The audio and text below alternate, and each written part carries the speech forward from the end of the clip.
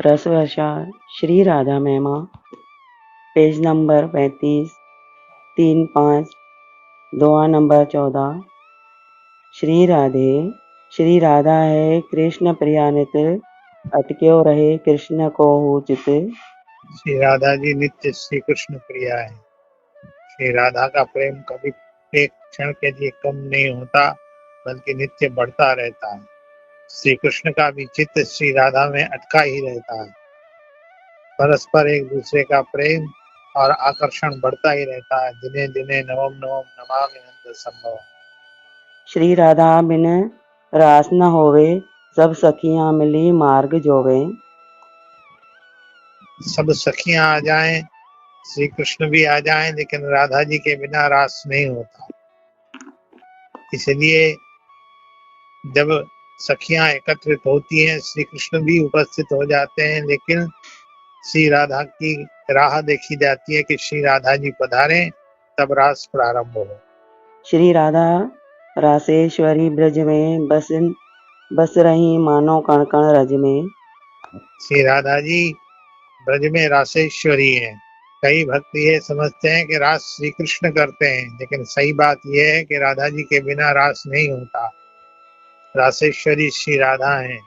रासेश्वरी के कारण ही श्री कृष्ण रासेश्वर है। मुख्य आधार रास का श्री राधा है। ब्रज के रज के कण कण में श्री राधा का निवास है।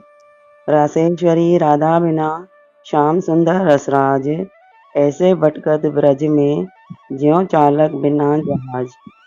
रासेश्वरी राधा जी के बिना श्याम सुंदर जो रसराज कहलाते हैं, वास्तव में इस रासेश्वरी राधा के बिना वो रास नहीं कर सकते।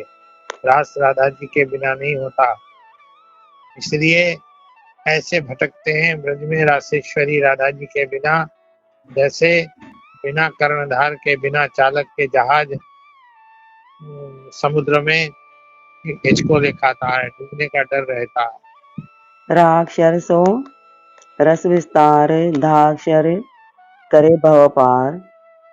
राधा नाम के दो अक्षरों की महिमा गाते हुए कह रहे हैं, रा अक्षर से ही रस का विस्तार है। रस उसी को कहते हैं जो नित्य निरंतर बढ़ता रहता है।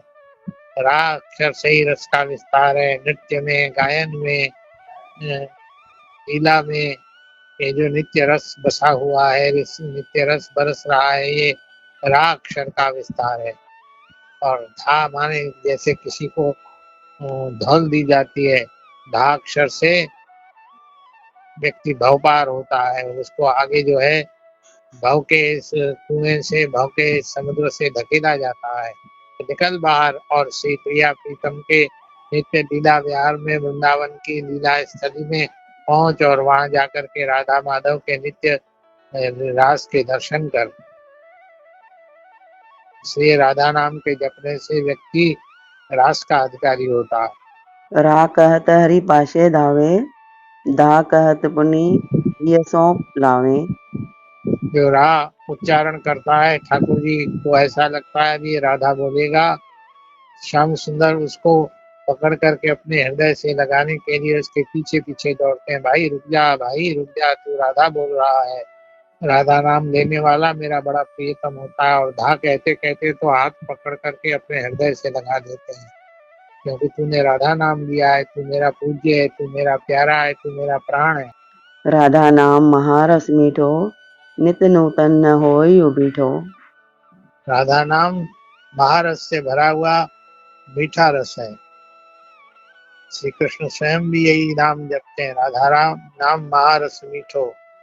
कभी भी इसमें जिसको रस आने लगता है, कभी भी इसमें उबीठापन नहीं आता, अर्थात अरुचि नहीं होती, निरंतर रुचि बढ़ती रहती है। राधा नाम महारस मीठो, नित्य नूतन न होए उबीठो। नित्य नया है, कभी भी इसकी आकर्षकता और इसका रस खत्म नहीं होता। जो गावे रस सागर न्यावे, गाई गाई रस रूप है जावे। जो राधा नाम गाता है वो रस के सागर में गोते लगाता है, और गा गा करके अंत में वो रस रूप ही हो जाता है, उसमें समा जाता है। जैसे रास में गोपियां समा गई।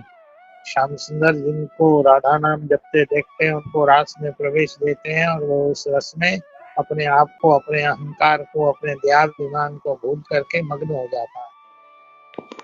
राधे राधे बाबा जी। हाँ जी, हाँ।